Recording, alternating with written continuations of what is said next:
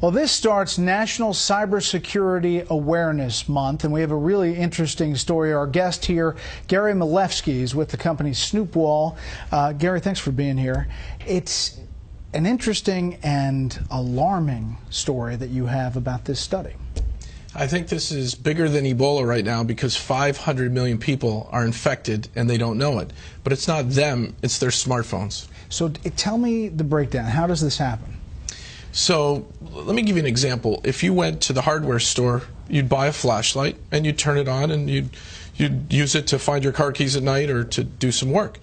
We've all installed a flashlight app on our phones. This is the app that you put on and it just goes up. It's a flashlight. Exactly.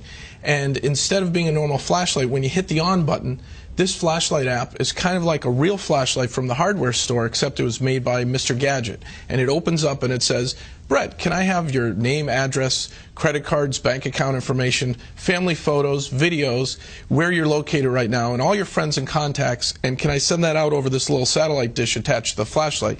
You probably wouldn't buy that flashlight, and you wouldn't hit the on switch. But that's what's happening? That's what's happening. The top 10 flashlight apps today that you can download from the Google Play Store are all malware. They're malicious, they're spying, they're snooping, and they're stealing. So where does that information go? What happens to it? So I've been tracking down where it goes, and I've found 3 countries so far: China, India, and Russia. And they use it for various purposes, I guess? They use it pretty much, it seems, for criminal purposes, but if a nation state wants to collect a lot of information on Americans, this is a great way to do it because everybody installs a flashlight app. So what do you tell people? Don't install flashlight apps, period? In some cases, you actually have to not only uninstall it, but you have to factory reset your phone because they install Trojans that when you uninstall some of these flashlight apps, the Trojans are still installed, waiting to run and operate in the background while you're doing important things like mobile banking or reading your contacts list and things like that. That's amazing. Is that this is a new kind of finding? It's a new finding. So at Snoopwall, I had my team do a vulnerability assessment of the top 10 flashlight apps, and we created a threat report, which we put on our website, that shows that because this is the most downloaded app, I was always wondering why things were happening in an odd way on my phone, where my GPS was being activated and my contact list. So I had my team look into it, and we discovered this. This is brand new information. Top 10 flashlight apps, 500 million downloads, all acting in a very malicious way. So if you're telling somebody now, what would you tell them to do? Drop that app and restart your phone? Drop the app, go back to where you bought your phone and ask them for help on a factory reset. Back up your contacts before you do a factory reset. Back up just core information that's important to you, maybe some family photos and your contacts list.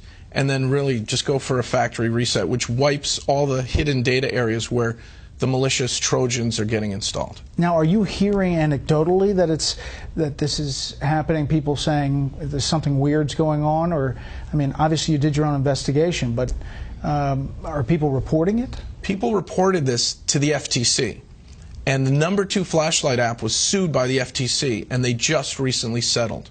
They had 50 million downloads at the time, and Brightest Flashlight, which most of us have on our smartphones, had to, in the settlement, agree to put up a privacy policy before you run their app. The privacy policy, Brett, is 25 pages of legalese saying, yes, we spy on you, yes, we geolocate you, yes, we want your mobile data off your phone. We want all this info, accept or don't run our app. And most people don't read it, and they hit accept. That was their settlement with the FTC.